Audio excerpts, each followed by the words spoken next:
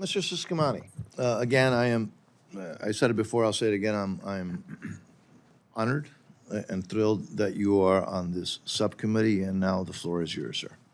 Thank you. Thanks, Mr. Chairman. Happy to be part of this committee for a lot of reasons. I'm very passionate about the issues here, very interested in learning more. Welcome, Administrator Power. Thank you for being here. But also, one of my predecessors, Jim Colby, served on this committee for a long time, and as chairman as well. So following in his footsteps is a great honor of mine. So thank you, Mr. Chairman. Now, Administrator Power, as the new guy here, I'm going to like to talk about an issue that is the forefront of what my constituents in Arizona are facing, and that's a migration crisis. And living at the border in a border district and now representing one in Congress, I understand the migration ebbs and flows. I'm an immigrant myself, so I understand it on a more personal basis than most. However, since the administration took office, it seems like every month one historic record is broken after another, and for the wrong reasons, the wrong way, basically, the wrong direction. What we're seeing now is not only a humanitarian crisis, but also an unsustainable long-term one of having a dire impact in our border communities in terms of the humanitarian impact of this crisis. I see in your budget request, you're requesting an 84% increase in targeted funding to address irregular migration. So knowing that USAID's request related to migration efforts is based, or at least partly in this case, on the assumption of how many migrants the administration expects to migrate, what kind of numbers are anticipated this year? With respect, that kind of question I think is better oriented towards CBP or toward DHS. Well, you're requesting the increase in funding here, which I'm in order assuming to prevent the migration. We're trying to prevent it and address root causes Okay. in the communities in question. I'm happy to elaborate, but go ahead. Sure, yes, please. That's my follow-up on that. So how, because what I'm trying to, reason here or come to a conclusion is if there's an increase in this, that means that we're maybe expecting a higher number, or you're preparing for a higher number. And if that's the case, what are you preparing for? Or the increased funding, you're trying to maybe stop it or redirect it. So what's the expectation here in terms of the encounters that we're going to probably see from what you're seeing, and where this funding would go to alleviate or tackle that issue? So, okay, I'll try, but again, we're working, the place where we have done what we're asking for resources to do more of is Northern Central America, more than any other place in the hemisphere, Guatemala, Honduras, and El Salvador.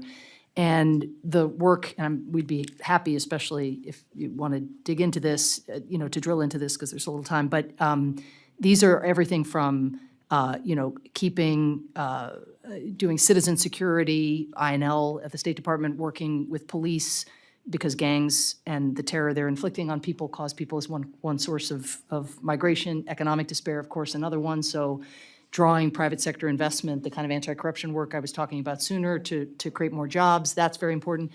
But I'd flag two other aspects of what USAID is doing that might be of interest. There's a huge amount of migration also within South America.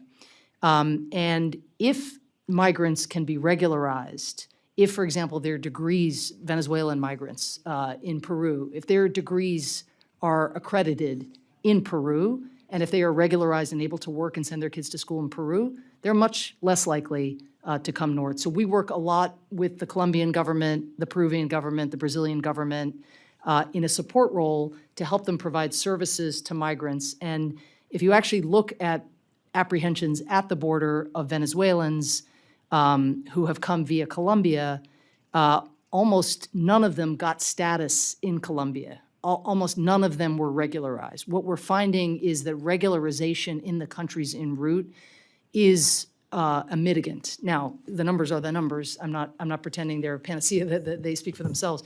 The other thing we're doing, if I may, because it's an unprecedented investment that USAID has made, is in Lawful Pathways and the H2 program. We've actually managed to triple the number of seasonal work visas given to people in Guatemala, El Salvador, and Honduras. Well, and I'm sorry to interrupt. Go ahead. No, of course.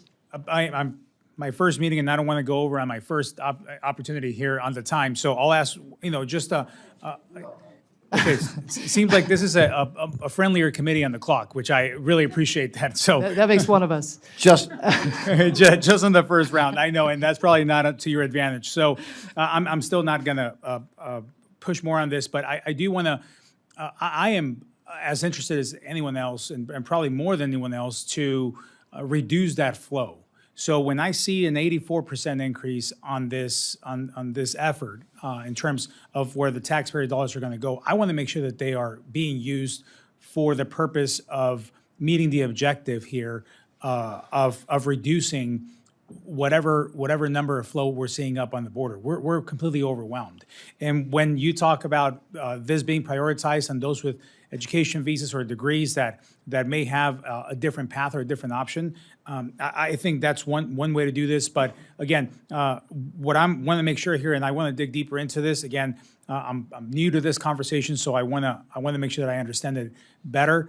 Is making sure that this pretty high increase in funding on this is going to be used with an ultimate purpose of somehow impacting this crisis that my constituents see at the border every single day.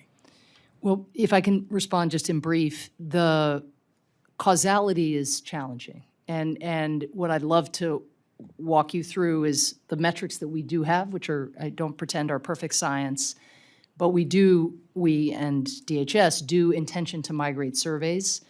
And of course, we look at apprehensions and what the rates in particular countries are going up or down.